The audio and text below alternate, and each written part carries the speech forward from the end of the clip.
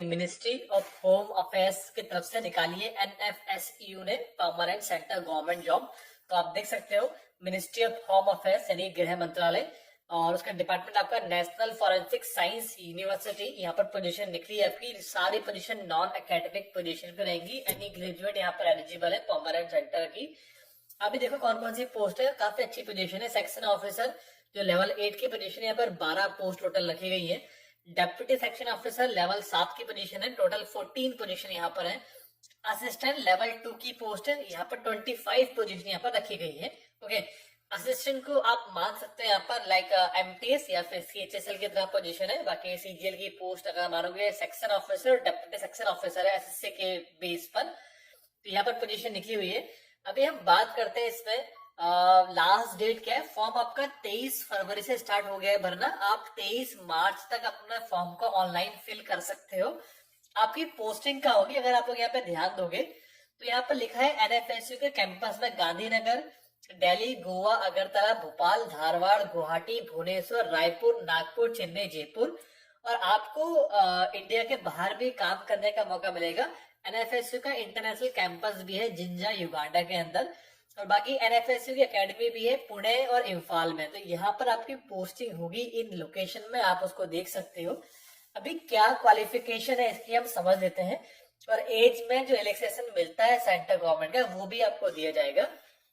Section officer की post में आपकी एज मिनिमम 21 साल और मैक्सिमम 40 ईयर होनी चाहिए। बाकी एससी एसटी ओबीसी को रिजर्वेशन मिलेगा इसमें। और क्वालिफिकेशन समझो एक बार, आप बैचलर डिग्री कंप्लीट करी हो, आप किसी भी डिसिप्लिन से आप अप्लाई कर सकते हो। कोई मास्टर से चाहिए, एनी ग्रेजुएट एलिजिबल है। बट एक कंडीशन यहाँ पे लिखी है कि आपके पास गुड एकेडमिक रिकॉर्ड होना चाहिए। अभी गुड एकेडमिक रिकॉर्ड क्या है उसकी डेफिनेशन इन्होंने दी हुई है नीचे। मतलब आपके मिनिमम बैचलर में 55% या फिर उससे अबव मार्क्स होने चाहिए, परसेंटेज होने चाहिए 55 या उससे ऊपर, तो आप गुड एकेडमिक रिकॉर्ड में काउंट किए जाएंगे। ओके, और कोई उसके अलावा कोई आपसे एक्सपीरियंस नहीं मांगा हुआ है। और डेप्यूटी सेक्शन ऑफिसर में वही 21 से 40 साल एज, यहाँ पर भी एनी बैचलर डिग्री एलिजिबल है। और गुड एकेडमिक रिकॉर्ड मांगा है, यहाँ पर फाइनल ईयर एलिजिबल नहीं है, बता दो आपको पहले ही। और उसके बाद असिस्टेंट की जो पोस्ट है वहां पर 21 से 35 साल एज, और यहाँ पर भी बैचलर डिग्री आपसे मांगी हुई है। और यहाँ पर आपसे कोई गुड एकेडमिक रिकॉर्ड का क्राइटेरिया नहीं रखा गया है, तो ये अच्छी बात है। अभी मैं बात करूं, अगर इसको स्क्रॉल करते हैं यहाँ पर, तो आप देखोगे जो ऑनलाइन फॉर्म है वो आप समर्थ पोर्टल से ऑनलाइन फॉर्म जो अपना फिल कर सकते हो। इंडियन सिटीजन ऑब्वियसली आप होने चाहिए फॉर्म भरने के लिए। 500 रुपए का फॉर्म है प्लस जीएसटी लगेगी। और जो एससी एसटी कैटेगरी है और जो पीडब्ल्यूडी एंड वुमेन है उनके लिए कोई भी फीस नहीं देनी उन्हें। बाकी जनरल ओबीसी और ईडब्ल्यूएस को 500 रुपए फॉर्म की फीस देनी है। आप मल्टीपल फॉर्म भी भर सकते हो। और यहाँ पर एक चीज और मेंशन है, द डेट। ओके, ये देखो गुड एकेडमिक रिकॉर्ड क्या होता है। Should be mean the candidate must have obtained at least 55% marks आपके होने चाहिए, उससे ऊपर जी तो आप आ जाएंगे गुड एकेडमिक रिकॉर्ड में।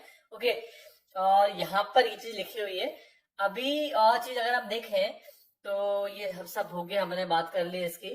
ओके, सिलेक्शन जो होगा आपका, पूरा जो सिलेक्शन होगा वो सीबीटी कंप्यूटर बेस्ड टेस्ट होगा, जो आपके सेंटर बनेंगे अलग अलग वहां पर। सेंटर ऑब्वियसली ऑल इंडिया के होंगे, दिल्ली वगैरह सब सेंटर मिलेंगे आपको। तो उसके बेस पे आपका सिलेक्शन होगा। उसके बाद आपका एक स्किल टेस्ट होगा जो क्वालिफाइंग नेचर का होगा, कंप्यूटर में टाइपिंग वगैरह होगी। और कुछ एक्सेल सीट या पावर पॉइंट बनाने को आपको मिलेगा सेक्शन ऑफिसर की पोस्ट पे और डेप्यूटी सेक्शन ऑफिसर की पोस्ट पे। बाकी असिस्टेंट पोस्ट पे आपको सिर्फ टाइपिंग टेस्ट होगा।